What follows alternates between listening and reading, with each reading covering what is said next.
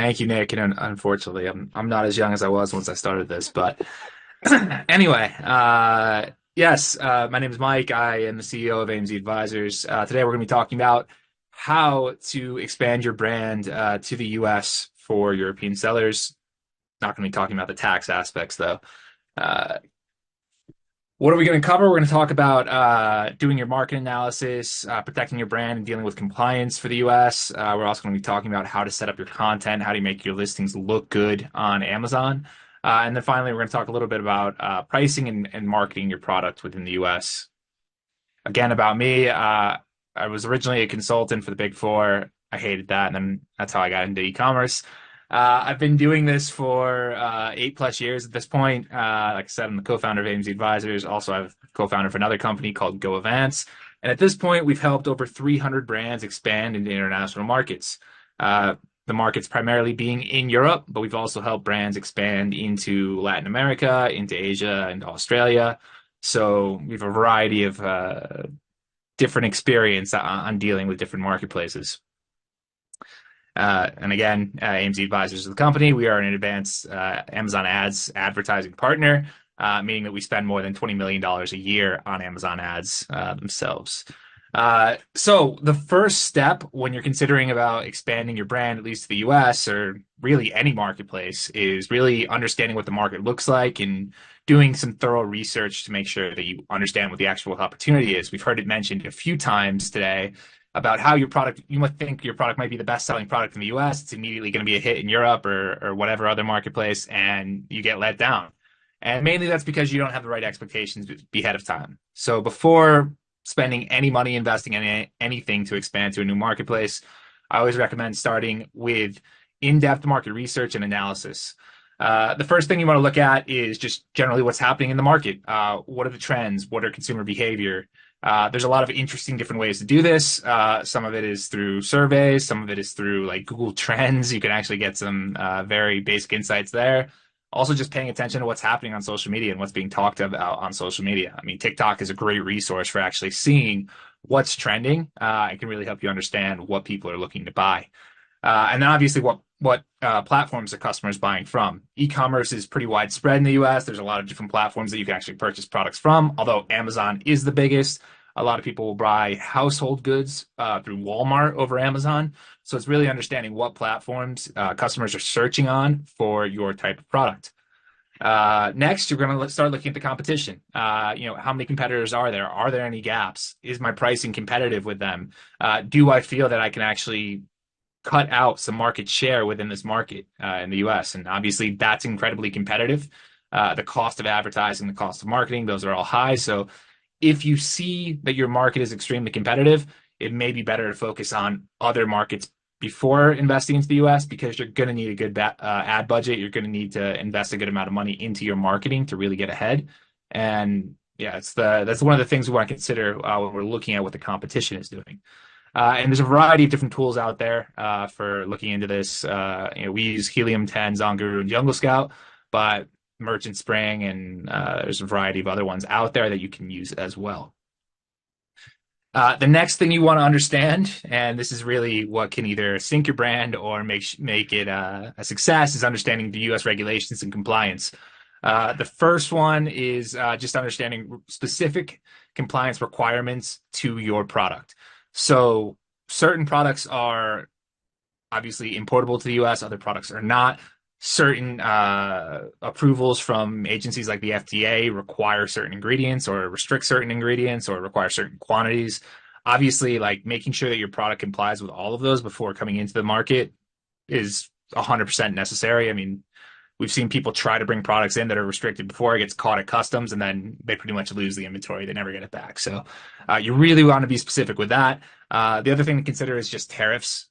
Tariffs is one thing that we don't think about a lot in the US, but there are a lot of tariffs from China if you're bringing your products from there. If you're coming from other international markets, like if you're bringing your products from Europe to the US directly, you can avoid some of that. But yeah, you need to consider that as well. Amazon's also becoming more and more rigorous with the compliance checks they're doing because Amazon is under more and more scrutiny from the US government.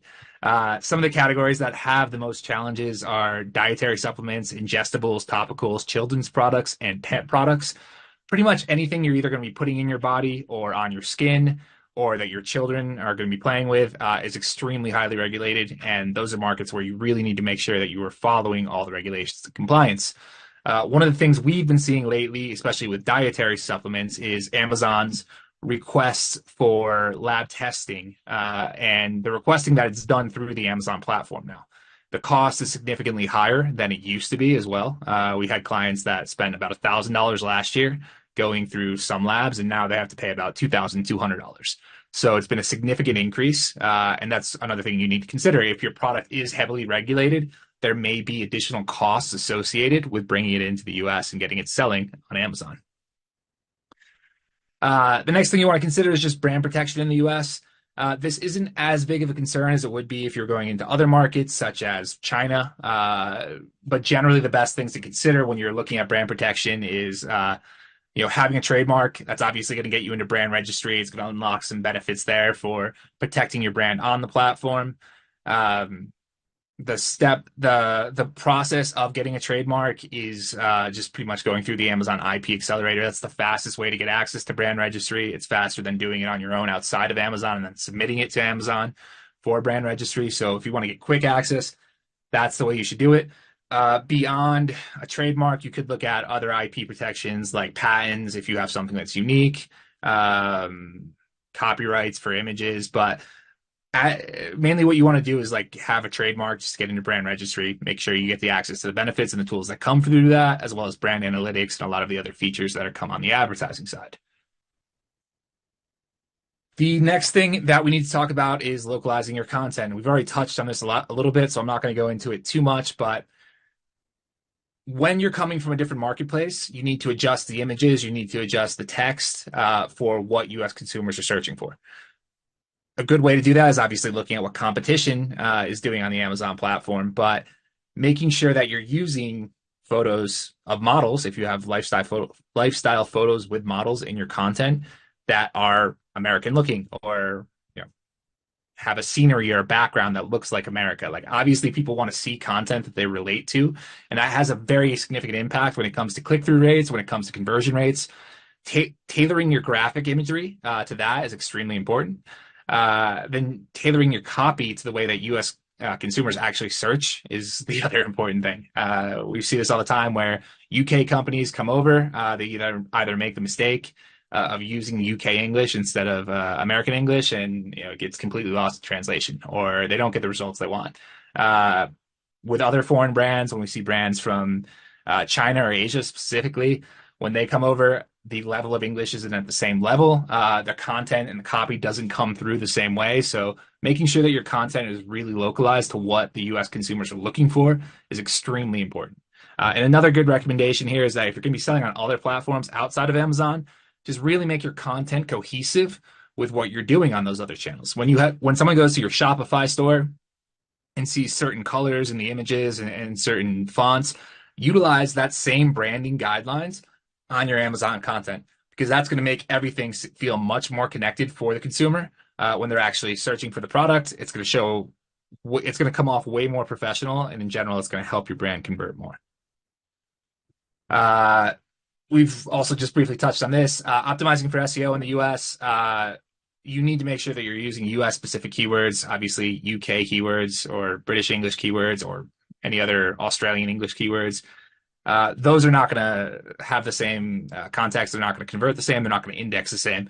Make sure that you're using US English keywords when you're actually optimizing your content. The other thing you need to consider is that there's a big difference in how consumers search for products. So right now, Amazon obviously is the biggest marketplace for any product research that's happening in the US. I think about 70% of all searches online start on the Amazon platform for products. So knowing that, you really want to focus on optimizing your SEO content as much as possible to convert for the main keywords that you're trying to rank for.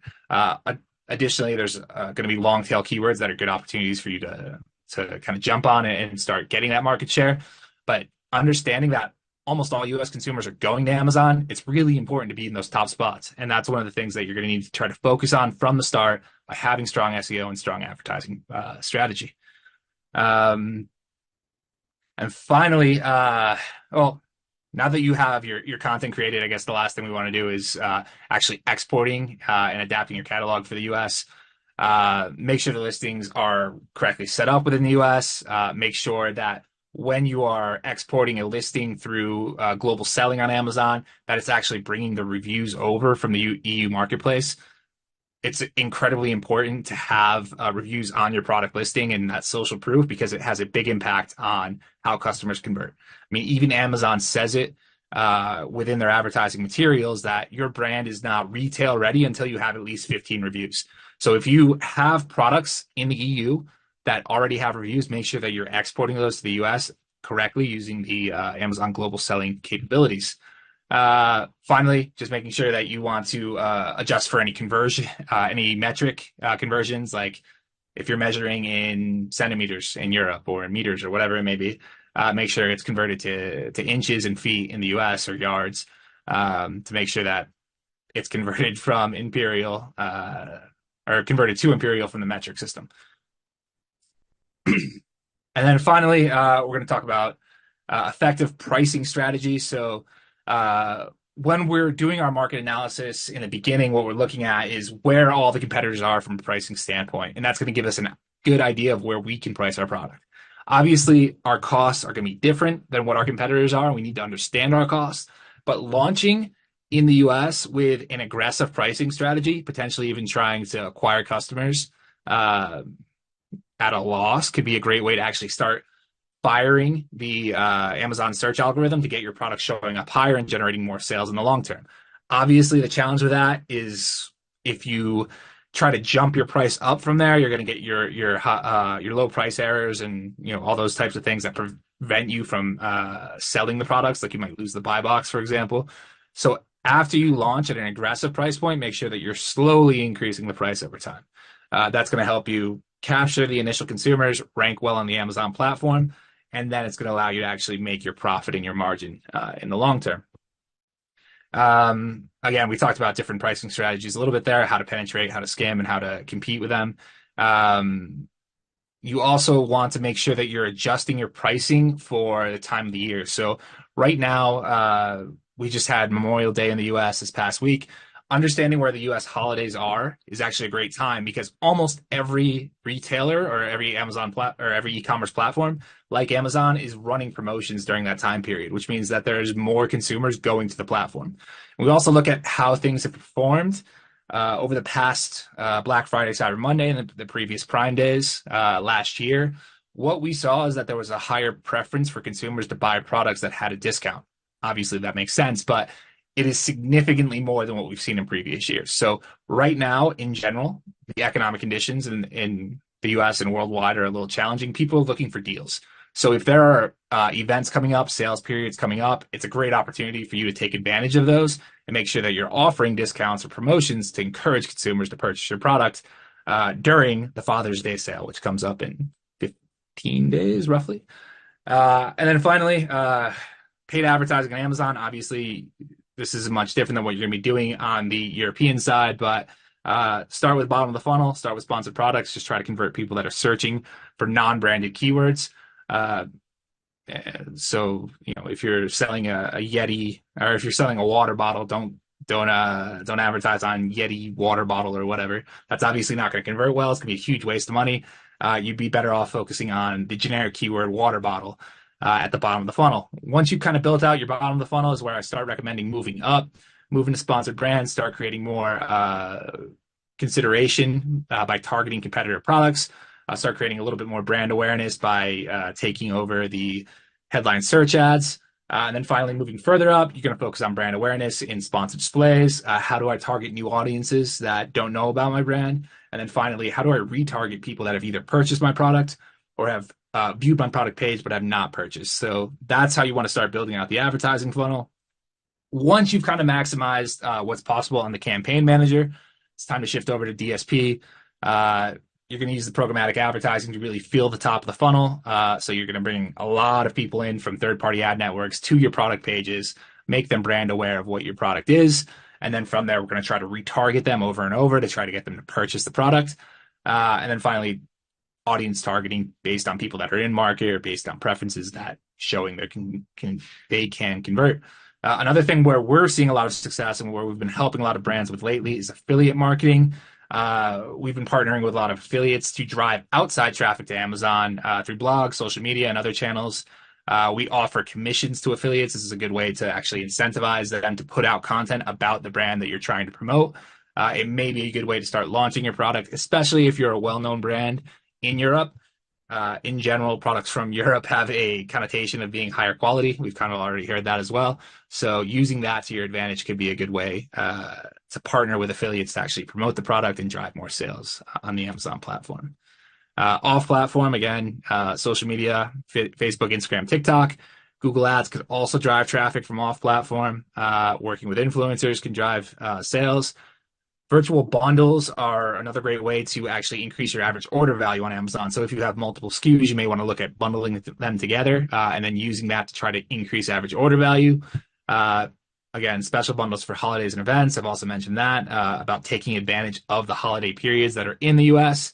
And then finally, product cross-selling. And the way that we do this is really with upselling through either advertising our own products on our own product pages or other SKUs that we have on our own product pages, but also offering promotions. Buy this product, get a discount on this product, or buy these two products together and get a discount together.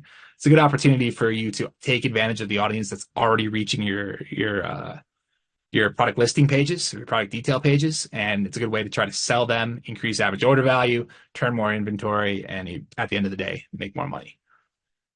So that is a high-level overview of your blueprint on how you need to expand from Europe or pretty much anywhere to the US. If you're interested in discussing it more, scan the QR code and you can get a book a time with us to talk further about it. And if you want to reach out to me directly, my email is mike@amzadvisors.com. And that is everything that I have, Nick.